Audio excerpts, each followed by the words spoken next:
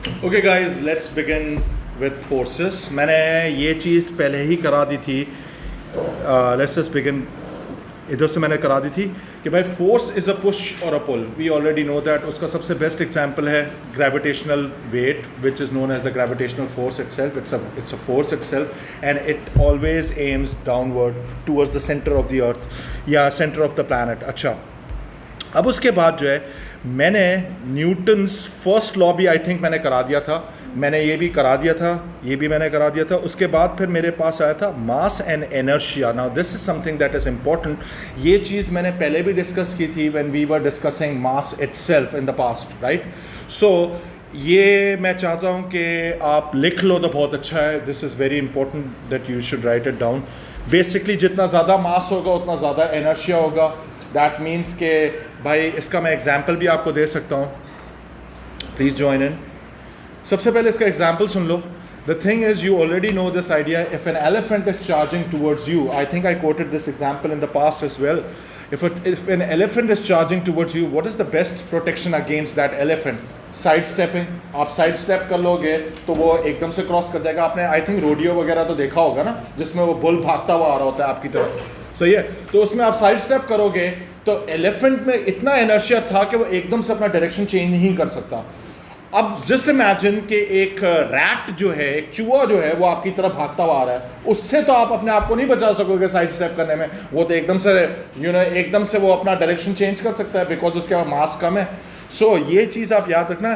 This is one reason why कि आपके पास जैसे वो होता है, क्या कहते हैं, जैसे सुपर हाईवे वगैरह अगर आपने ट्रैवल किया हो तो आपने देखा होगा कि वो जो ट्रक्स वगैरह होते हैं, they are moving at a speed which is very very very less, ठीक है। Why is that? उनके पास अभी भी कैपेसिटी होती है कि हाई स्पीड पर ट्रैवल कर सकते हैं, लेकिन मसला ये होता है कि अगर खुदा ना खास्ता उनके सामने अगर हाई स्पीड पे कोई चीज़ आ जाए तो वो अपने आप को मनूवर नहीं कर सकते because of the inertia involved. वो इतनी जल्दी अपना डायरेक्शन चेंज नहीं कर सकेंगे। उनको बहुत ज़्यादा फोर्स चाहिए होगी to actually change their direction. That is why they are travelling at a slow speed, so that at least अगर कोई चीज़ आ जाए, at least they have the at least they can change their state. Is that clear?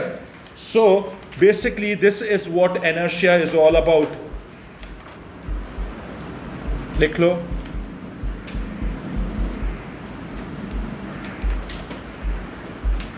Okay, मेरी बात ज़रा सुनो। इसके बाद आता है Newton second law. Now this is one of the most important law that you will be dealing throughout your course. In fact, it will also be carried forward to A levels. Is that clear? तो इसके अंदर Newton second law हमें क्या कहता है? वो ये कहता है, ये चीज़ मैंने बार बार आपसे डिस्कस की है कि हमारे पास जो रिजल्टेंट फोर्स होती है that is always directly proportional to the acceleration itself. मैंने ये बात भी कही थी कि अगर रिजल्टेंट फोर्स होगी तो एक्सेलरेशन लाजमी होगी। एक और मज़े की बात यह है कि अगर रिजल्टेंट फोर्स का डायरेक्शन जो होगा वही एक्सेलरेशन का डायरेक्शन भी होगा। That means if the resultant force is aiming towards the right side तो हमारे पास एक्सेलरेशन भी राइट साइड पे होगी। ये बात आपको हमेशा याद रखनी है। रिजल्टेंट फोर्स वो वाली फोर्स होती है जो कट कटा कर बचती है हमारे पास। Is that clear? ठीक है, तो ये चीज़ मैंने इधर मेंशन की हुई है कि F resultant is directly proportional to A, या मैं इसको ऐसे भी लिख सकता हूँ कि A is directly proportional to F. Is that clear? अब उसके बाद जो है, अगर आप ये लिखो, पहले आप एक काम करो, इसको पूरे को कॉपी करो तो फिर मैं आपको एक्सप्लेन कर दूंगा। अच्छा, ज़रा इधर देखो, लिसन। मैंने अभी यहाँ से लेकर यहाँ तक डिस्कस किया कि acceleration is directly proportional to the force, या force is actually directly proportional to the acceleration. But be careful, in your examination I would want you to write the word resultant force. हर कोई force directly proportional नहीं होता, सिर्फ resultant force होती है जो बचती है, जो फोर्स। Is that clear? अच्छा, फिर उसके बाद हमारे पास एक और भी चीज़ आती है कि acceleration is inversely proportional to the mass. अगर मास ज़्यादा होगा तो एक्सेलरेशन कम होगी। Is that clear? ये भी एक हमारे पास रूल होता है। तो ये दोनों रूल्स को हम लोग एक साथ कंबाइन करेंगे अभी। पहले आप ये लिख लो, अगर लिखा नहीं है तो लिख लो। लिख लिया? ठीक है। उसके बाद पहले ज़रा समझ लो, हम लोग एक काम कर सकते हैं कि फाइनली जब मेरे पास ये सारी चीज़ें लिखी हुई आ गई तो मैं इसको कंबाइन कर सकता हूँ। इधर देखो, सबसे पहली चीज़ें ज़रा मैं करके दिखाना चाह रहा हूँ ये आपको। भाई F is directly proportional to A, यहाँ तक पहुँचे। सिमिलरली मेरे पास था कि A itself is inversely proportional to the mass, ये था। अगर मैं इन सबको एक साथ कंबाइन करूँ तो मेरे पास इस तरीके से लिखा आ जाएगा कि F is directly proportional to MA। You can convince yourself के इस तरीके से लिखा आएगा। Is that clear? अब अगर मैं इसमें से प्रोपोर्शनैलिटी का सिंबल हटाता हूँ तो मेरे पास एक कांस्टेंट आ जाएगा, F is equal to K times MA। लेकिन लकीली ये जो K है ये हमारे पास 1 के बराबर होता है। Is that clear? तो हमारे पास फाइनल फॉर्मूला बन जाता है F is equal to MA। ये बात आपको याद रखनी है। Is that clear? सही है? सही है? किसी को कोई प्रॉब्लम? सही है? तो ये याद रखना कि हमारे पास ये जो इसमें कांस्टेंट आया हुआ है K, ये हमारे पास 1 के बराबर होता है। ठीक है, समझ गए? F is equal to MA, Newton second law. और इसको अगर हम लोग वर्ड्स में लिखते हैं तो हमारे पास ये बनता है resultant force is equal to mass into acceleration. एक बात याद रखना, do not use the word force in the examination, use the word resultant force. ठीक है, क्लियर है? अच्छा, अब इसके बाद हम लोग एक क्वेश्चन करते हैं, मैं आपको करवाता हूं क्वेश्चन। एक हमारे पास क्वेश्चन है, a block of mass 2 kg has a constant velocity when it is pushed along a table by a force of 5 Newton. जरा सुनना इस चीज को, ये बड़ा इंपॉर्टेंट स्टेटमेंट लिखा हुआ है। A block of mass 2 kg has a constant velocity. मेरा एक सवाल है, अगर कांस्टेंट वेलोसिटी है तो क्या एक्सेलरेशन हो सकती है? नहीं हो सकती है, कभी भी नहीं हो सकती है। ये बात समझ में आ रही है कि अगर मेरे पास कांस्टेंट वेलोसिटी पे चल रहा है तो एक्सेलरेशन तो यहां पर जीरो होगी। अब मेरी बात जरा सुनना, एक और सवाल मेरा ये है कि इसने मुझे बुलाया block of mass 2 kg has a constant velocity when it is pushed along a table by a force of 5 newton. ठीक है, by a force of 5 newton. मेरा एक सवाल है, इस केस में रिजल्टेंट फोर्स क्या होगी? बेटे 5 न्यूटन रिजल्टेंट फोर्स नहीं हो सकती है। मैंने अभी बोला आपको कि हमारे पास यहाँ पे कांस्टेंट वेलोसिटी पे चल रहा है। अगर कांस्टेंट वेलोसिटी पे चल रहा है तो इसका मतलब है कि एक्सेलरेशन जीरो है। अगर एक्सेलरेशन ही जीरो है तो रिजल्टेंट फोर्स कैसे हो सकती है? ये बात समझ में आई? ये मुश्किल सवाल है, ये इतना आसान सवाल नहीं है। ये कॉन्सेप्चुअल सवाल है कि हमारे पास एक चीज है, इसने मेंशन किया है कि कांस्टेंट वेलोसिटी पे चल रहा है। अगर कांस्टेंट वेलोसिटी है तो रिजल्टेंट फोर्स लाजमी जीरो होगी। ये बात समझ में आई? अब रिजल्टेंट फोर्स कैसे जीरो हो सकती है, ये हमारे पास सोचने वाली बात है। देखते हैं, एक डायग्राम बना लेते हैं। मेरे पास एक ब्लॉक है जिसका मास हमारे पास है 2 kg। यहां तक बात समझ में आई? इसने इसको पुश किया है by a force of 5 newton. लिख सकते हैं इस तरीके से डायग्राम। अब आप बोलोगे कि सर इसमें 5 न्यूटन की फोर्स तो है, लेकिन ये कांस्टेंट वेलोसिटी पे चल रहा है। अगर कांस्टेंट वेलोसिटी पे चल रहा है तो इसका कहने का मतलब ये है कि एक फोर्स तो आपने लगाई है, तो इसके ऊपर लाजमी एक रिवर्स फोर्स भी एक्ट कर रही होगी 5 न्यूटन की, तभी ये कांस्टेंट स्पीड पे चल सकता है। ये बात समझ में आई? ये बहुत कॉन्सेप्चुअल सवाल है। ये बात समझ में आई? Please tell me that you understand this concept. Major जो इसमें पॉइंट था वो ये वाला पॉइंट था, कांस्टेंट वेलोसिटी वाला। यहां तक बात समझ में आई? अब मुझे बोलता है, सबसे पहली चीज है कि ये इनिशियल हमारे पास सेटअप था। तो इनिशियली मेरे पास अभी हम लोग कर रहे हैं, मैं एक चीज लिख सकता हूं, the reverse force, the reverse, A my God, the reverse और फ्रिक्शनल फोर्सेस, फ्रिक्शनल फोर्सेस या फोर्स लिख लेते हैं, frictional force on the block must be 5 Newton. सही है? ये भी मैंने लिख दिया। यहां तक बात समझ में आई? ये वाला पूरा सेटअप बना।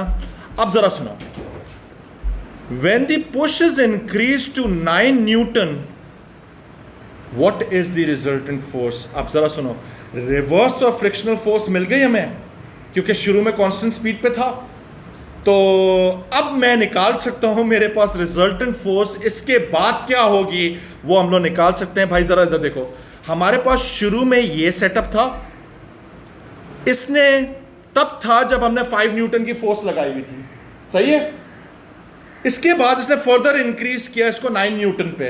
अगर 9 न्यूटन पे इंक्रीज किया तो 9 माइनस 5 करो तो कितना बचता है, 4 बनता है। तो इसका मतलब है कि ए पार्ट का जो आंसर होगा resultant force must be 4 newtons. Please tell me, किसको समझ में नहीं आया? कोई प्रॉब्लम है इसमें? नहीं है? खुद कर पाते हैं? बेटे मेरी बात जरा सुनो, लिसन। सबसे पहले मेरे पास सपोज करो कि ये एक पानी का ग्लास इधर पड़ा हुआ है, इस पर एक 5 न्यूटन की मैंने फोर्स से इसको धक्का दिया। अगर मैंने इसको 5 न्यूटन की फोर्स से धक्का दिया और मैंने नोटिस किया कि कांस्टेंट स्पीड पर चल रहा है, तो इस पर रिवर्स फोर्स कितनी हुई? 5 न्यूटन ही हुई। अब इसके बाद इसने फर्दर इंक्रीज किया, इंक्रीज टू 9 न्यूटन। तो मैंने तो पहले ही इसमें रिवर्स फोर्स निकाल लिया है। रिवर्स फोर्स कितनी थी? 5 न्यूटन थी। तो इसका मतलब है कि अगर मैंने 9 न्यूटन मैंने निकाली तो 9 माइनस 5 कितनी हो गई? अब आई मेरे पास रिजल्टेंट फोर्स। समझ गए? Do you understand this thing? Frictional force तो अपनी जगह पे है, वो अभी भी 5 न्यूटन ही चल रही होगी बैकवर्ड। Is that clear? ये बात क्लियर हुई? सही है। अब जरा सुनो, रिजल्टेंट फोर्स अब मेरे पास आगे 4 न्यूटन। अब मुझसे पूछ रहा है कि भाई अब मुझे बताओ कि इसमें एक्सेलरेशन क्या है। क्या अब हम लोग निकाल सकते हैं? हाँ, अब निकाल सकते हैं। हमारे पास हो जाएगा बी पार्ट में रिजल्टेंट फोर्स, मैं लिख रहा हूं इधर, resultant force must be equal to M A. सही है। तो रिजल्टेंट फोर्स है 4 newton, should be equal to mass कितना है? 2 kg और एक्सेलरेशन a हो गई। So therefore acceleration must be equal to 4 divided by 2 which is equal to 2 unit. बताओ अबे भाई क्या हो गया? एक्सेलरेशन का यूनिट बोलो। ms माइनस 2 आएगा भाई, स्पीड थोड़ी पूछ रहे हैं। सही है। Is that clear? बेटे जरा इधर देख लो, हमारे पास स्पीड का जो यूनिट होता है, स्पीड जो होती है वो होती है मीटर पर सेकंड के अंदर। एक्सेलरेशन जो हमारे पास होती है उसका यूनिट होता है ms माइनस 2। सही है। ये मैं यूनिट बार बार आप लोगों से इसलिए पूछ रहा हूं क्योंकि पेपर 2 में यूनिट आपको लिखने होंगे, वो आपको गिवन नहीं होंगे। ये बात समझ में आ रही है? क्लियर है? समझ गए? कोई प्रॉब्लम? ठीक है। ये वाला जो क्वेश्चन है ना, मैं चाह रहा हूं कि यार आप अपने पास लिख ही लो क्योंकि अच्छा सवाल था ये क्वेश्चन, और वर्किंग आप कॉपी ही कर लो। Mister Asad asked me a simple question, why the unit of acceleration is actually metre per second square. सही है, मीटर पर सेकंड स्क्वायर। सबसे पहली चीज है मेरे प्यारे बच्चे, एक्सेलरेशन की जो डेफिनेशन है वो उसमें ये आता है कि change in velocity over time आता है ना, change in velocity over time होता है। तो मेरे प्यारे बच्चे, सबसे पहले चेंज इन वेलोसिटी का मतलब है कि ऊपर वेलोसिटी आएगा। वेलोसिटी का खुद का यूनिट एटलीस्ट पता होना चाहिए, वो होता है मीटर पर सेकंड। यहां तो पहुंचे? सिमिलरली हमारे पास टाइम जो है वो खुद सेकंड्स में है। मैथमेटिकली अगर आपको मैथ्स अच्छी आती है, लॉ ऑफ इंडाइसेस आते हैं, तो हमारे पास ये जो एस लिखा हुआ है ये ऊपर चला जाएगा। अगर ऊपर जाएगा तो अभी इसमें क्या पावर लगी हुई है? मेरा सवाल है असद, अभी क्या पावर है? अभी राइट नाउ एस की क्या पावर है? बेटे अभी एस की पावर जो है, जो नीचे लिखा हुआ है, इसकी पावर 1 है अभी राइट नाउ। इसकी जो, इस पे हम लोग लिख सकते हैं इसकी पावर अभी 1 है। सही है। अब मैथमेटिकली अगर मैं इसको ऊपर लेके जाता हूं तो ये मेरे पास इस तरीके से लिखा आ सकता है। अब -1 आ जाएगा ऊपर, जब मैंने अपनी मर्जी से फेंका। यहां तक पहुंचे? मैथमेटिकली फिर हमारे पास ये हो जाएगा ms। अब हमें पता है कि हमारे पास जो है -1 और -1 है, तो उसको मैं ऐसे भी लिख सकता हूँ, -1 कंबाइन कर रहा हूं मैं इनकी पावर्स को। So this becomes ms -2। सही है। ये समझ गए? मेन जो स्टार्टिंग पॉइंट थी वो ये थी। क्लियर है मिस्टर असद? क्लियर है आपकी बात? सही है। अच्छा, अब इसके बाद हमारे पास आता है न्यूटन्स थर्ड लॉ। ये न्यूटन्स थर्ड लॉ प्लीज पहले कॉपी कर लो, तो फिर मैं समझाऊंगा। यार मैंने आपको ये बताया, न्यूटन्स थर्ड लॉ ये कहता है कि भाई if a body A exerts a force on body B, the body B also exerts the exact same force on body A. Exact, is that clear? लेकिन the forces should be of the same type and opposite in direction. लेकिन अब मेरी बात ज़रा सुनना, मैं आप लोगों से एक सिंपल सा एक सवाल पूछता हूँ। सपोज करो मेरे पास एक टेबल पड़ी हुई है, let this be a table. Suppose करो ये मेरे पास टेबल है, सही है। लेट दिस बी, मैं एक मिनट डायग्राम अच्छा बना लूँ। ओह माय गॉड, सही है, सही है, ये बन गई। ओह माय गॉड, अब सही है, ठीक है। ये मेरे पास एक टेबल बन गई, यहाँ तक पहुँच गए। अब मेरी बात ज़रा सुनो, मैंने उठाकर इस पर एक ऑब्जेक्ट, एक बॉल को रखा इधर, सही है। Can you see that? इस बॉल का वेट जो है वो एग्जैक्टली डाउनवर्ड है, सही है। This is the weight. ये बात समझ में आ रही है? यहाँ तक बात समझ में आ रही है? अब एक और भी चीज़ है कि ये अगर वेट डाउनवर्ड है, एक चीज़ और रियलाइज़ करो कि इधर सरफेस से एक हमारे पास इसमें एक कॉन्टैक्ट फोर्स भी ऊपर की तरफ जा रही होगी। कॉन्टैक्ट फोर्स होगी जो ये टेबल अपवर्ड एक्सर्ट कर रही होगी इस पर। Let the contact force be N, इसको मैंने कॉन्टैक्ट फोर्स को एन रखा हुआ है नाम। अब मेरा आप लोगों से सिंपल सा सवाल है, क्या ये दोनों forces Newton's third law pair बना रहे हैं? दोनों बराबर हैं, ऑपोजिट भी है। सवाल पूछ रहा हूं आप लोगों से कि is this a Newton's third law pair? क्या ये है या नहीं है? जिसने, आप क्या कह रहे हो? है। आप लोगों ने कहा है। मेरी बात जरा सुनो, ये तो पढ़ो, force must B of the same type. अगर ये फोर्स दोनों सेम टाइप की नहीं है तो कैसे हो सकता है? इवन दो, मेरी बात जरा सुनो, दोनों का मैग्नीट्यूड एग्जैक्टली सेम है, ऑपोजिट भी है, सारी कंडीशन सेटिस्फाई हो रही है, लेकिन तब भी न्यूटन्स थर्ड लॉ अप्लाई नहीं हो सकता, क्योंकि फोर्सेस एग्जैक्टली सेम टाइप की नहीं है। द रीजन इज दैट कि ये वाली जो फोर्स है, जो नीचे वाली फोर्स मैंने मार्क की है, द वेट जो मैंने मार्क किया है, this is the gravitational force of attraction. और मेरे पास ये जो है, this is the contact force, इसको हम लोग कॉन्टैक्ट फोर्स भी बोलते हैं या नॉर्मल फोर्स बोलते हैं। ये दोनों की फोर्सेस डिफरेंट टाइप की है। This is not a Newton's third law pair. बता रहा हूँ ना मैं, अभी सीधी सी बात है, वरना तो जमीन इसमें टेबल तोड़ के नीचे चला जाता है, ये सीधी सी बात है। ये बात समझ में आ रही है? लेकिन this is not a Newton's third law pair. अब मैं आप लोगों को बताता हूँ कि इसका पेयर किस तरीके से बनता है। ज़रा सुनो, सबसे पहली चीज़ है, मैं पहले वेट की बात कर रहा हूँ, इसकी बात कर रहा हूँ, वेट की। वेट का मतलब क्या है? वेट का मतलब, जो W का मतलब है कि अर्थ ने इस बॉल पर कितनी फोर्स लगाई खींचने में। ये बात समझ में आई? क्या मैं इसका न्यूटन्स थर्ड लॉ पेयर, क्या हम लोग इसको ऐसे भी कह सकते हैं कि बॉल ने अर्थ को कितनी फोर्स से अट्रैक्ट किया? Hard to imagine this thing. ये ज़रा सुनो कि मेरे पास जैसे चाय का कप रखा हुआ है, इसके ऊपर, सही है, चाय का कप रखा हुआ है, भाई इसका अपना वेट होगा। इस वेट का मतलब ये है कि अर्थ ने कितनी फोर्स से इसको अपनी तरफ खींचा। लेकिन न्यूटन्स थर्ड लॉ कहता है कि यही कप जो है ये अर्थ को भी सेम फोर्स से खींच रही होगी। Hard to imagine this thing, very hard to imagine this thing, but let's just talk about this diagram over here. मैं एक डायग्राम से समझाता हूं, ये समझना बहुत इंपॉर्टेंट है।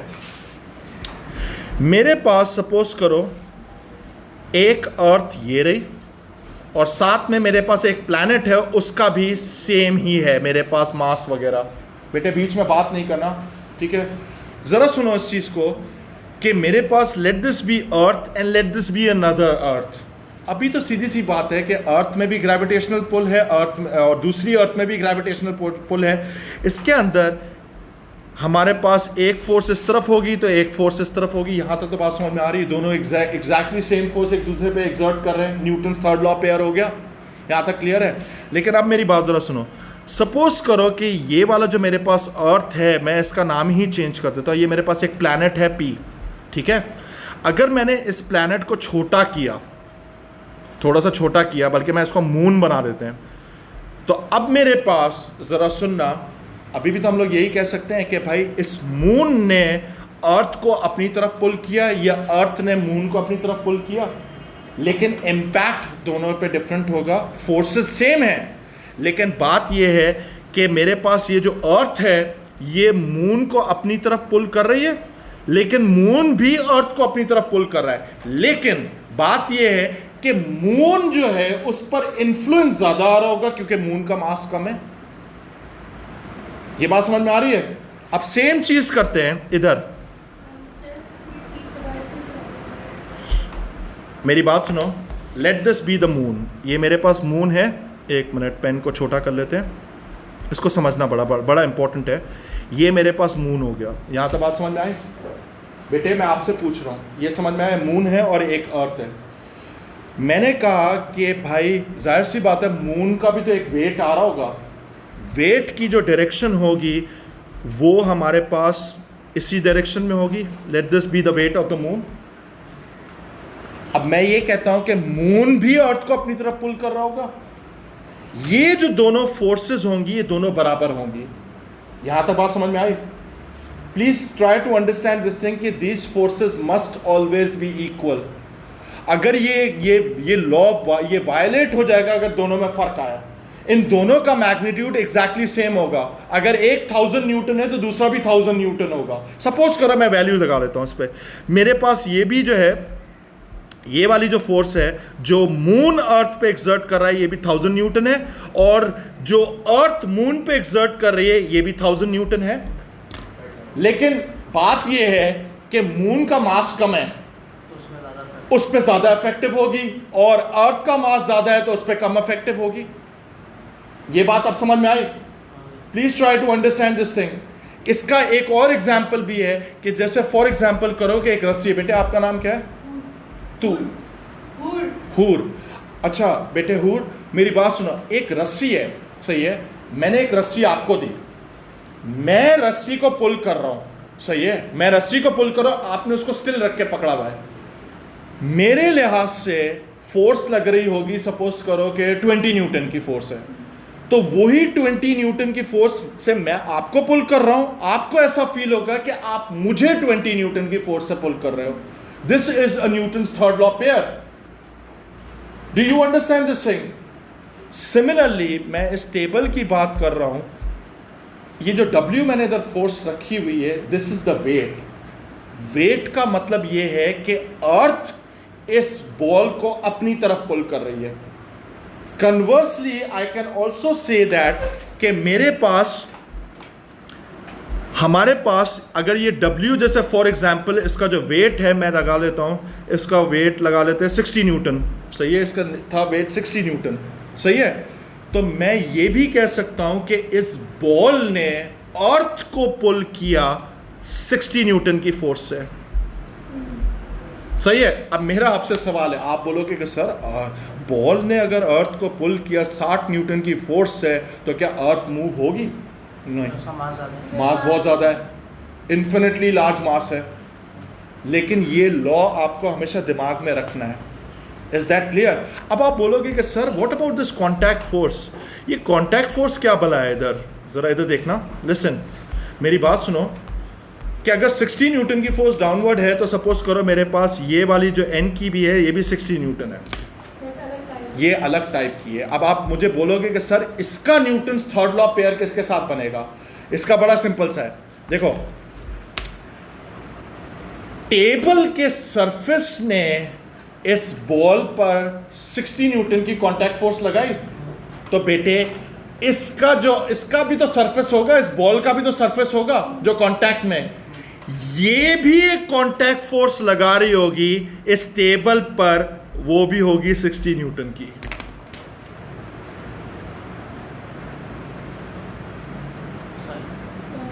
मैंने रिकॉर्ड कर लिया इसको, अगर ये नहीं अभी भी नहीं समझ में आया तो इसको दोबारा से एक बार सुन लेना भाई।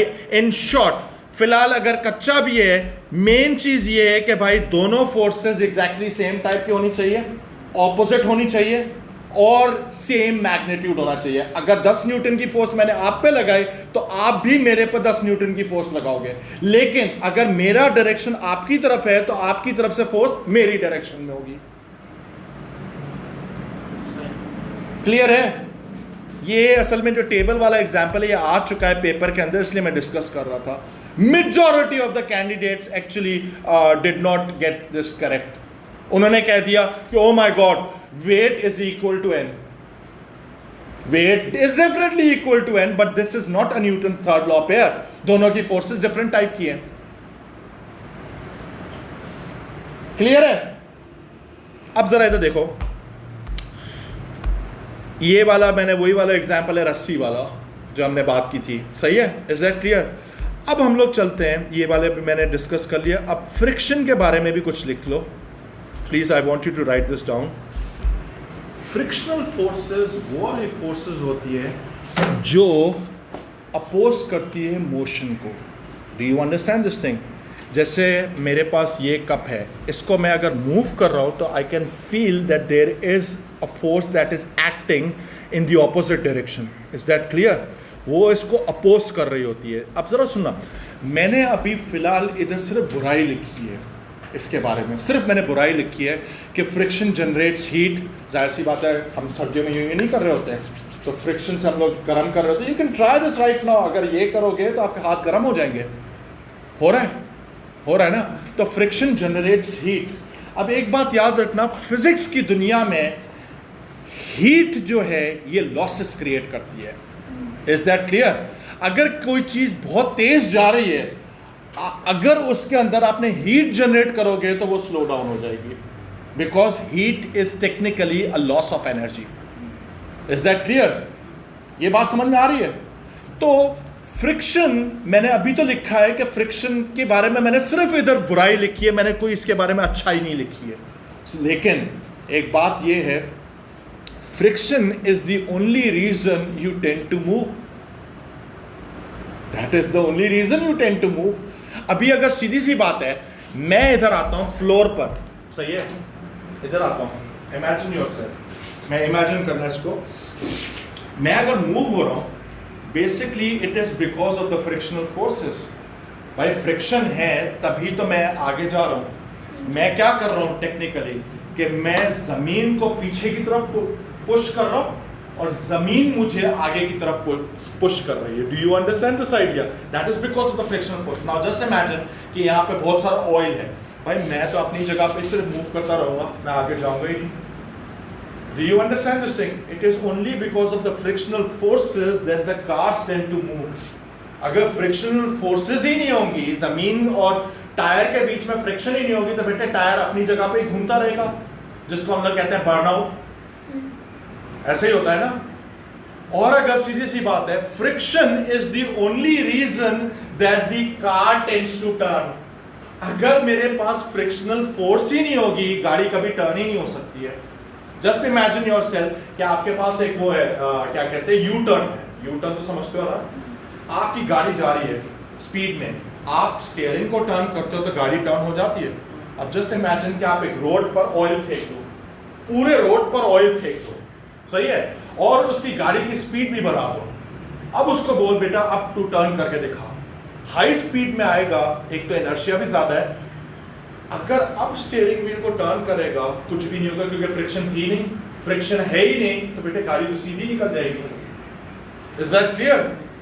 Do you understand this thing? So friction is not entirely bad, it is needed, but the thing is you should understand that friction tends to waste energy as well.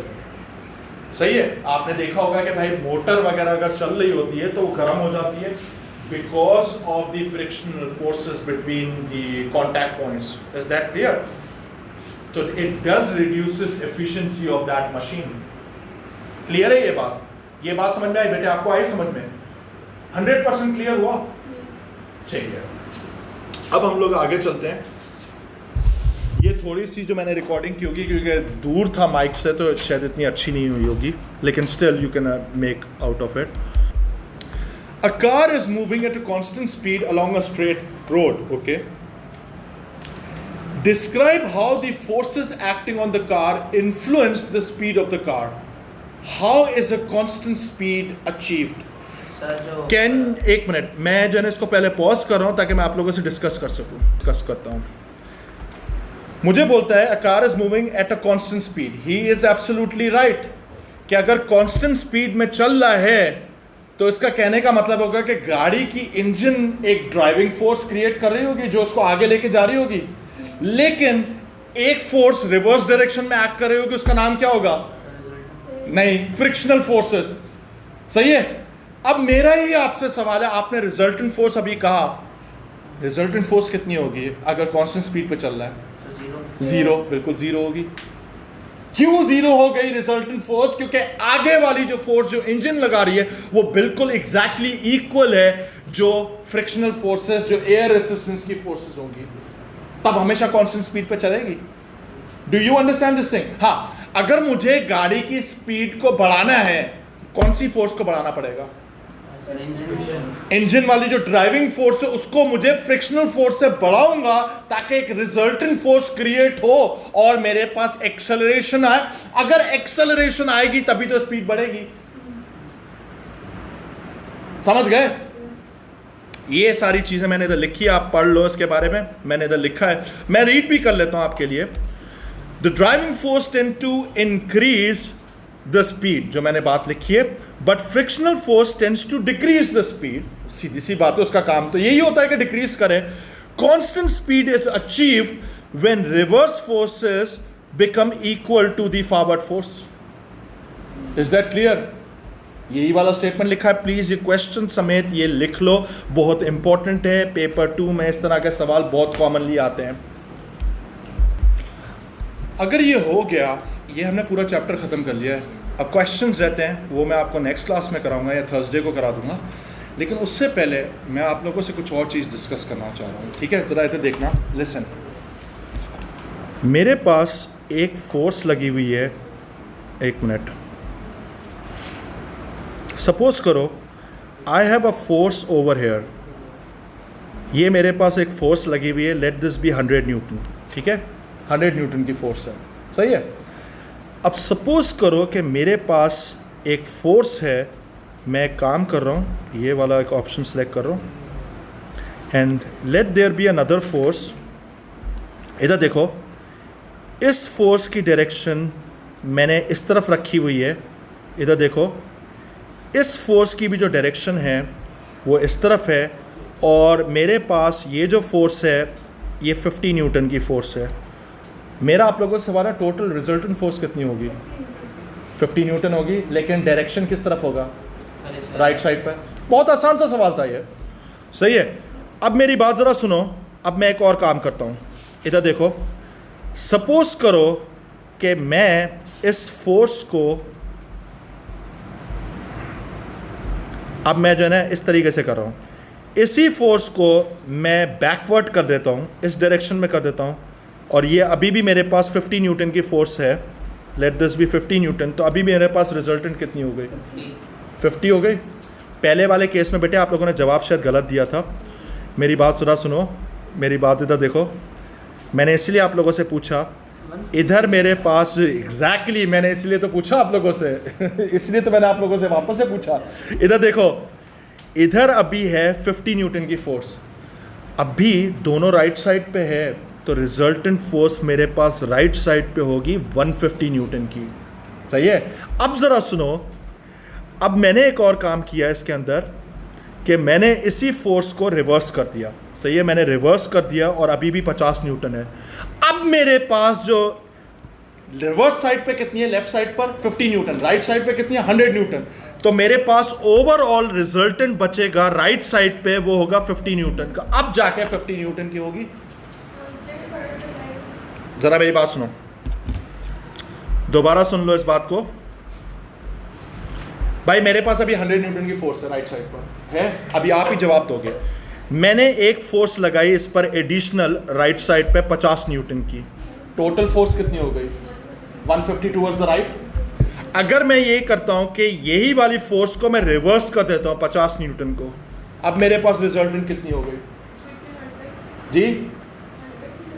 कैसे 100 न्यूटन हो गई? रिजल्टेंट फोर्स कितनी बची बेटे? Reverse में एक जा रही है 50 न्यूटन, एक राइट साइड पे 100 न्यूटन की, तो 50 न्यूटन बची ना मेरे पास राइट साइड पर। Is that clear? जो मेरे पास रिजल्टेंट होगी राइट साइड पे वो 50 न्यूटन बचेगी। यहां तक बात समझ में आई? अच्छा, अब मेरा एक और सवाल है, व्हाट वुड हैपन अगर मैंने इस 50 न्यूटन की फोर्स को इस तरफ कर दिया? अब ये वाला जो है सवाल ये बड़ा अच्छा है। अब इसके अंदर अगर आपको ऐसी सिचुएशन में रिजल्टेंट फोर्स निकालनी पड़ेगी तो आपको टेक्निक इस्तेमाल करनी पड़ेगी जिसको हम लोग कहते हैं हेड टू टेल मेथड। बता रहा हूँ मैं, ज़रा इधर देखो, 50 न्यूटन की फोर्स इस तरीके से लगी हुई है। हम लोग एक काम कर सकते हैं, विदाउट चेंजिंग द डायरेक्शन मैं इस फोर्स को उठाकर अपनी मर्जी से इधर भी कर सकता हूँ। इधर लगी हुई है, इधर कर लेते हैं, डायरेक्शन में तो कोई फ़र्क नहीं है, अभी भी डायरेक्शन ऊपर ही है। जब मैंने इस तरीके से इसको कनेक्ट किया तो आपको नज़र आ रहा है हेड टू टेल। देखो ये वाला जो एरो है दिस इज़ द हेड, और ये वाला जो हिस्सा है वो टेल है, तो हेड टू टेल कनेक्ट किया मैंने। समझ आ गया? हेड टू टेल कनेक्शन किया मैंने।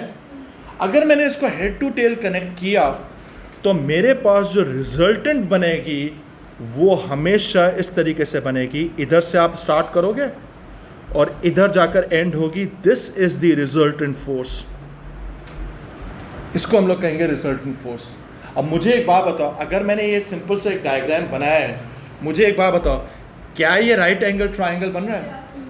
अगर ये राइट एंगल ट्राइंगल बन रहा है, एक है 100 न्यूटन इस तरफ और 50 न्यूटन इस तरफ लिखा हुआ है, क्या मैं पाइथागोरस थ्योरम लगा सकता हूँ इसमें? और पाइथागोरस थ्योरम से मैं रिजल्टेंट आर निकाल सकते हैं, यानी R should be equal to. अच्छा मुझे को एक बात बताओ, ये मैं आप लोगों से ऐसे ही सवाल पूछता हूँ, अगर आप लोगों को मैथ्स आती है, हाइपोटेनस 100 न्यूटन से बड़ा होगा छोटा होगा? हाइपोटेनस हमेशा सबसे बड़ा होता है, सही है? तो इधर देख लो, प्रूव भी कर लेते हैं। R square should be equal to 100 square plus 50 square लिख सकते हैं पाइथागोरस थ्योरम के हिसाब से। So therefore R should be equal to root operation 100 का स्क्वायर प्लस 50 का स्क्वायर। ज़रा इसकी वैल्यू निकालो कितनी आ रही है? 100 से बड़ी होगी, निकालो जल्दी निकालो।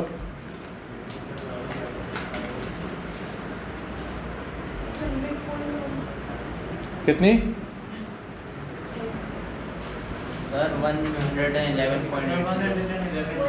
111.8। एक मिनट, 111.8, तो मैं इसको 112 लिख दूं, सही है? This is the resultant force. Do you understand this thing?